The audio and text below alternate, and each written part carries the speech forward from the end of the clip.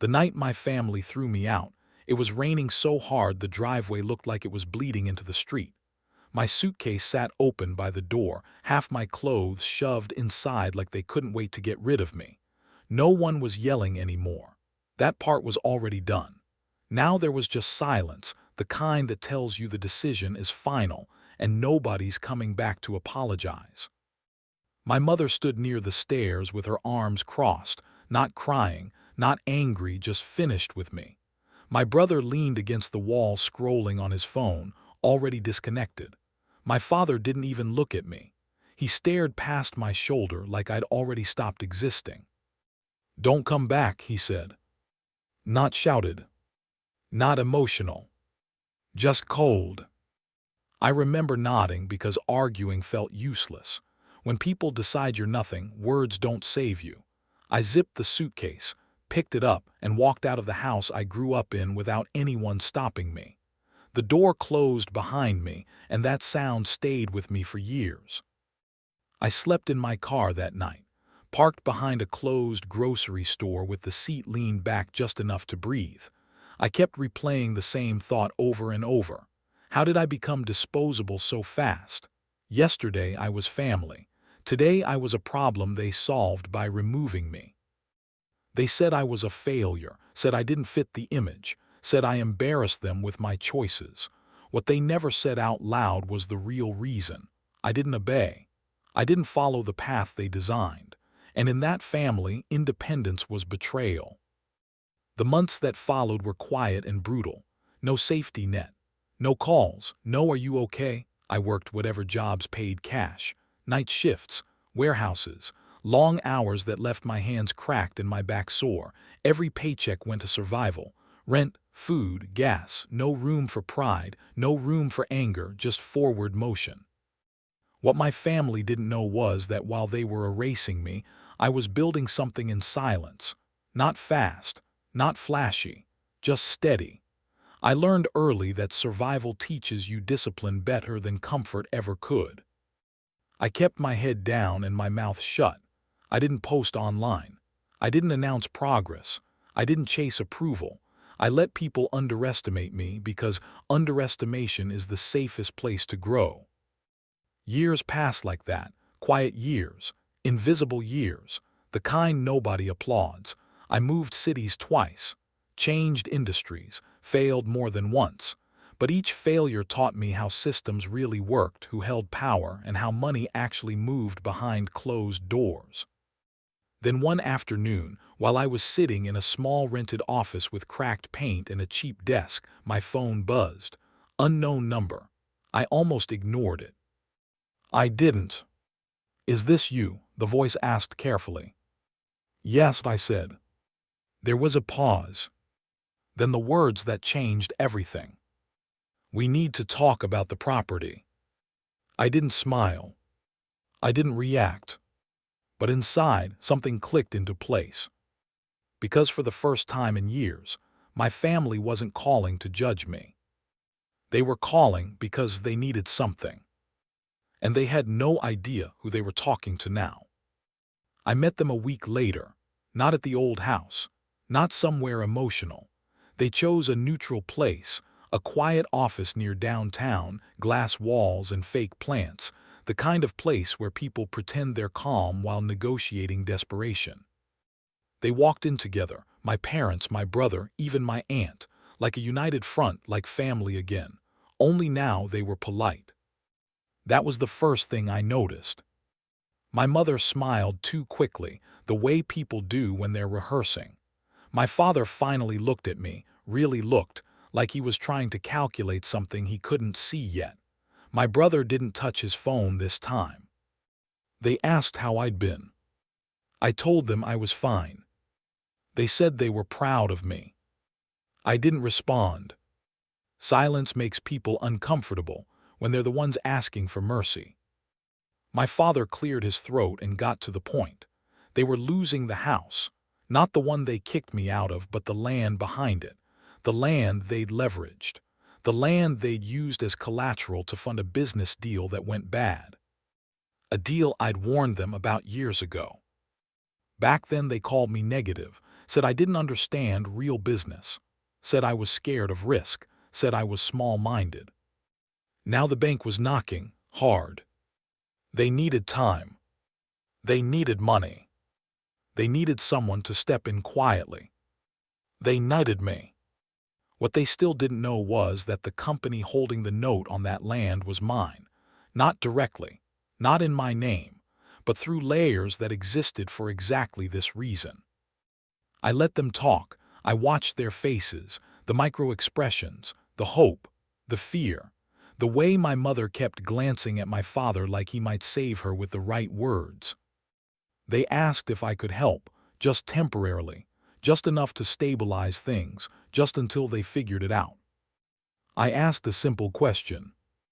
Do you remember the night you told me not to come back? The room went still. My brother shifted in his chair. My aunt stared at the table. My mother opened her mouth, then closed it again. My father said it was different back then. Emotions were high. Mistakes were made. I nodded. Yeah, I said, mistakes were made. I didn't raise my voice. I didn't accuse. I didn't list everything they'd done. I didn't need to. Time had already done that work for me. They said family should help family. I asked them when that rule started applying again. No one answered. That's when I told them I'd think about it. Just think. Nothing promised, nothing guaranteed. I watched relief flood their faces like oxygen returning. They thanked me over and over. I stood up, shook hands, and walked out like I didn't already know how this story ended. That night I sat alone in my office long after everyone else left. City lights humming outside the window. Contracts spread across my desk. Numbers that once terrified me now felt quiet, obedient. I didn't feel joy. I felt clarity. Because the power they were begging for wasn't revenge. It wasn't anger, it was choice. And for the first time since the night they threw me out, I had all of it. They didn't wait long. 2 days later my phone rang again. This time it was my mother. Her voice was softer than I remembered, careful in a way that felt almost fragile. She asked if I'd had time to think. She said the bank was pressing harder now. She said things were getting serious. I told her I was still thinking. That word did more damage than a straight no ever could. Over the next week, they tried different approaches. My brother texted like nothing had ever happened, sending old photos, jokes we used to share, memories he suddenly decided mattered again. My aunt left a voicemail about how family sticks together when things get hard. My father sent a single message, short and stiff, asking me to call him when I was ready to talk, like adults. I didn't respond. Silence, I'd learned, forces people to confront themselves. Behind the scenes, everything was already moving. The deadlines, the notices, the clauses they'd never read because they trusted the wrong people, the same way they never listened to me. The land wasn't just collateral, it was leverage, and leverage doesn't care about blood. When the official notice went out, they panicked. That's when they showed up. Unannounced. I was at my office early that morning, coffee untouched, reviewing documents when the receptionist buzzed me. She sounded unsure, said there were people insisting on seeing me. Family. I told her to send them in. They walked in slower this time. No smiles, no small talk, just fear wrapped in familiarity. My mother's eyes were red. My father looked older than I remembered. My brother wouldn't meet my gaze. They asked me what was happening. I told them the truth, calmly, clearly. The loan was being called. The land would be transferred. There were no extensions left. My father's voice cracked when he asked if there was anything I could do. I leaned back in my chair and looked at him, really looked. The man who taught me to be strong. The man who taught me to never ask for help. The man who told me not to come back. There is, I said. Hope lit their faces instantly. But it won't look the way you think. They waited. I explained the terms. Not emotional, not dramatic, just factual. The land would be absorbed, the debts cleared, the house protected, but control would change hands. Decisions would no longer be theirs. My father stiffened, said that wasn't fair, said he built everything. I reminded him that he built it while I was sleeping in my car. The room went quiet again.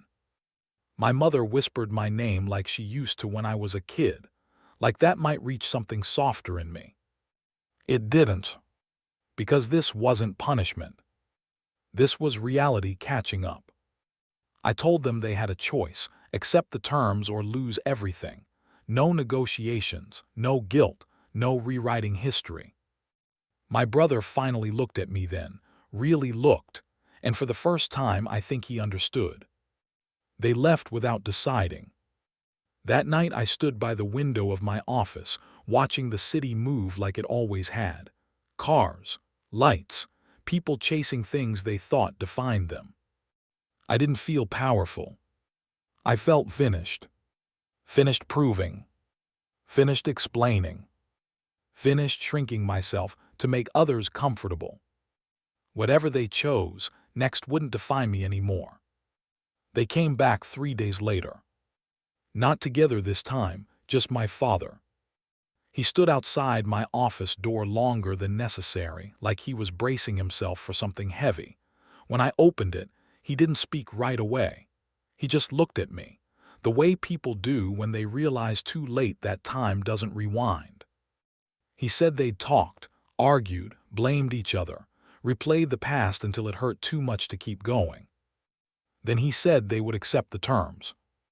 Not because they wanted to, because they had no choice. I nodded and stepped aside so he could come in. He sat across from me, hands folded, posture rigid. This wasn't the man who threw me out years ago. That man had certainty. This one had consequences. He asked me why I hadn't told them sooner, why I hadn't come back when things started working out for me, why I let it get this far. I didn't answer immediately, because the truth wasn't simple. I told him I tried, more than once. I told him I warned them about the contracts, about the loans, about trusting people who smiled too easily. I told him every time I spoke up, I was dismissed, every concern labeled negativity, every suggestion treated like disrespect. And eventually, I learned something important. People don't listen to voices they've already decided don't matter. He didn't argue. He just nodded slowly, like each word landed exactly where it was supposed to. The papers were signed that afternoon. Quietly, efficiently, no ceremony. By the end of the week, everything was finalized. The debt erased, the property transferred, the house secured, their crisis over. Mine had ended years ago. They invited me to dinner after that. My mother called personally, said she wanted to cook, said it felt wrong not to try. I declined. Not out of anger, not out of spite, but because healing doesn't always mean returning to the place that broke you. Weeks passed. Life settled into a new normal, one where I didn't wake up bracing for rejection, one where my value wasn't debated at family tables, one where silence felt peaceful instead of lonely. Then one evening, there was a knock. Not on my office door. On my front door. I looked through the peephole first. Old habit. It was my brother. Alone. When I opened the door, he didn't ask to come in. He just stood there, hands shoved into his jacket pockets, eyes tired in a way success never fixes. He said he wasn't there about money, or property, or the past. He said he just wanted to say something without everyone else around. So I let him in. He told me he was sorry. Not the kind of sorry people say to move on, but the kind that sits heavy in the chest. He said he'd believe the family story because it was easier than questioning it, easier than admitting they'd been wrong. He said watching me handle everything without gloating, without revenge, without cruelty had forced him to confront himself. I listened. I didn't interrupt. When he finished, I told him something I'd learned the hard way. Forgiveness isn't a door you knock on once. It's a road you walk consistently. He nodded. We stood there for a moment, two people connected by history but no longer trapped by it. When he left, I didn't feel closure like people describe it. I felt clarity. Years ago, my family threw me out because they thought I had nothing.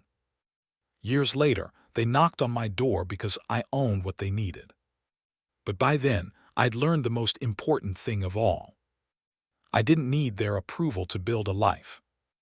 I didn't need their recognition to know my worth. And I didn't need their regret to move forward.